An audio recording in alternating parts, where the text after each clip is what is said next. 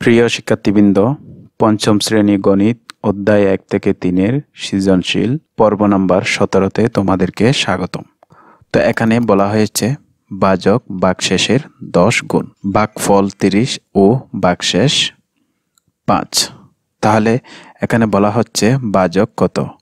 তো বন্ধুরা, আমরা প্রথমে ভাজক বের করব।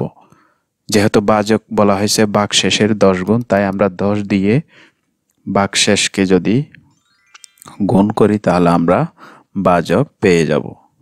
তাহলে আমরা লিখব ভাজক ভাগশেষের 10 গুণ। তো বন্ধুরা, এখন আমরা সুতরাং দিয়ে লিখব ভাজক সমান 10 গুণ 5 সমান 50। তো বন্ধুরা, আমরা ভাজক পেয়েছি। এখন খ নাম্বার প্রশ্নে বলা হচ্ছে ভাজ্য কত। তাহলে আমরা খ নাম্বার প্রশ্নের উত্তরটি বের করব। তো ভাজ্য বের করার সূত্রটা আমরা জানি। তাহলে বন্ধুরা, আমরা লিখব আমরা জানি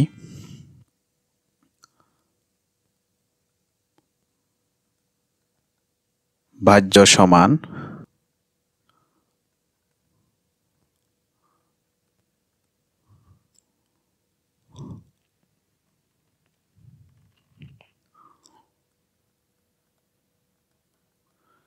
তাহলে বন্ধুরা, আমরা লিখেছি ভাজ্য সমান ভাজক গুণ ভাগফল যোগ ভাগশেষ।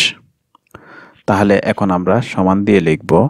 আমরা ভাজক জানি এখানে 50, তো সেটার সঙ্গে আমরা গুণ দিব ভাগফল 30, তো সেটার সঙ্গে আমরা যোগ দিব ভাগশেষ হিসাবে এখানে আছে 5। তো বন্ধুরা, এখানে নিয়ম অনুযায়ী আগে গুণের কাজ করতে হবে।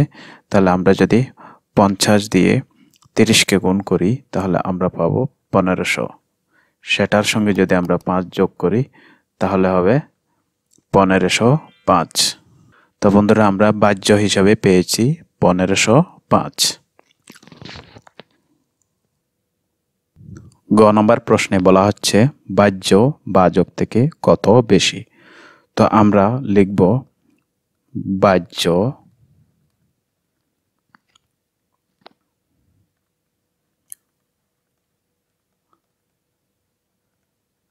ভাজক থেকে।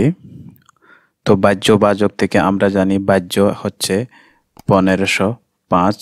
সেখান থেকে আমরা যদি ভাজক 50 বাদ দিই তাহলে আমরা ব্যবধানটা পেয়ে যাব। তো বন্ধুরা, এখন আমরা যদি 1505 থেকে 50 বিয়োগ দিই তাহলে আমরা পাবো 1455 বেশি। তাহলে ভাজ্য ভাজক থেকে 1455 বেশি। এখন গ নাম্বার প্রশ্নে বলা হয়েছে ভাজ্য ভাগফল ও ভাগশেষের সমষ্টি কত। তো বন্ধুরা, সমষ্টি মানে হচ্ছে যোগফল। তাহলে আমাদের লিখতে হবে গ নাম্বার, আমি প্রথমে লিখলাম, এরপরে আমরা লিখব ভাজ্য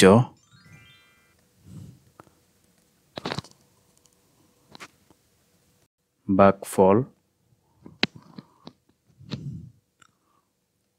ও ভাগশেষের সমষ্টি।